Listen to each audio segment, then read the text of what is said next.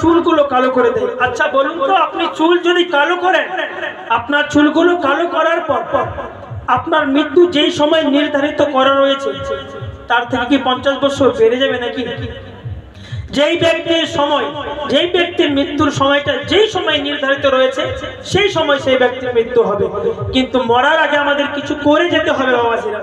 যখন চুল কালোর কথা বললাম, তো একটা কথা বলে রাখি, অনেকজন মায়েরাও রয়েছে, বাবাজিরাও রয়েছে। ফতোয়ায়ে রাজবিয়ার মধ্যে রয়েছে, 17 খণ্ডের মধ্যে লিপিবদ্ধ রয়েছে, যে সমস্ত মানুষেরা চুল কালো করে, কলপ লাগায় যারা চুল কালো করে, সেই সমস্ত মানুষেরা তারা যখন নামাজ পড়বে তাদের নামাজ হবে না।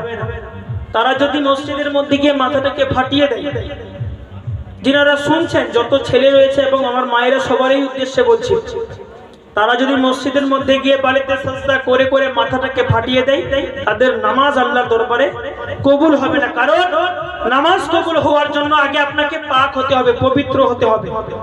যতক্ষণ পর্যন্ত আপনি পাক পবিত্র হবেন না, ততক্ষণ পর্যন্ত আপনার নামাজ কবুল হবে না। কারণ কি জানেন, আপনি যে গোসল করছেন, আপনার মনে হচ্ছে যে আপনার গোসলটা পূর্ণাঙ্গ ভাবে হচ্ছে, কারণ আপনার চুলের উপরে একটা কলপ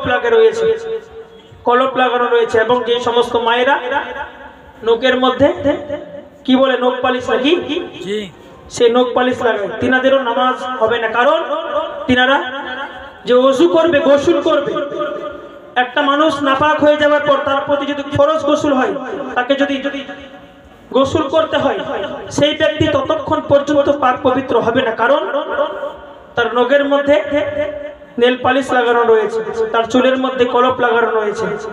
সেই ব্যক্তির ইবাদত যতদিন পর্যন্ত তার চুলের মধ্যে লাগানো থাকবে, নখের মধ্যে নখ পালিশ লাগা থাকবে, ততক্ষণ পর্যন্ত তার ইবাদত কবুল হবে না। কারণ সে পাক পবিত্র হতে পারলো না, তাহলে তার নামাজ আর কি করে কবুল হবে?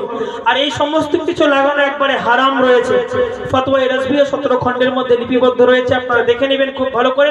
হাদিসের মধ্যে রয়েছে, আমার নবী মুস্তাফা বলেন, এই সমস্ত মানুষেরা হাসরের মাঠে আমি নবীর শাফাআত পাবো। এই সমস্ত মানুষেরা হাসরের মাঠে আমি নবীর শাফাআত পাবে না। মিশকাত শরীফের মধ্যে হাদিস লিপিবদ্ধ রয়েছে, আখিরি জামানার কিছু মানুষ হবে, সেই সমস্ত মানুষেরা, পায়রা আছে না হাজি সাহেব, পায়রা দেখবেন, পায়রাগুলোর বুকের মধ্যে কালো হয়, সে পায়রার কালোর মতো কালো গিলাপ চুলের মধ্যে লাগাবে, অর্থাৎ কলপ লাগাবে। আখিরি জামানার মধ্যে আমরা সেই জামানার মধ্যে উপস্থিত রয়েছে, আমরা সমস্ত কিছু করছি, কিয়ামতের নিশানি আসতে রয়েছে বাবাজিরা। তো আল্লাহ তাবারক ওয়া তাআলা সবাইকে হিদায়াত দান করুক, যেন আমরা এই সমস্ত কাজ থেকে দূরে থাকি। মায়েরা, আপনার লিপস্টিক লাগাবেন না, পায়ের মধ্যে আলতা লাগাবেন না, শুধু হাতের মধ্যে মেহেন্দি লাগাবেন। মেহেন্দি লাগানো জায়েজ রয়েছে। বাবাজিদের বলছি, আপনারা যদি চুলের মধ্যে কিছু লাগাবেন, তাহলে সেটা লাল মেহেন্দি, গাছের মেহেন্দি, পাতা পিষে লাগাতে পারেন, সেটা জায়েজ রয়েছে। তাছাড়া অন্য কোনো কিছু না। আপনি যদি কোনো কিছু তেল লাগান যে চুলটাকে আপনার কালো করে দিবে, সেটা লাগাও হারাম রয়েছে।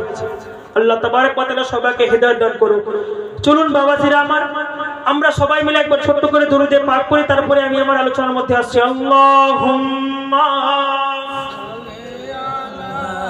সাইয়্যিদিনা মাওলানা মুহাম্মদ ওয়া আলা আলি সাইয়্যিদিনা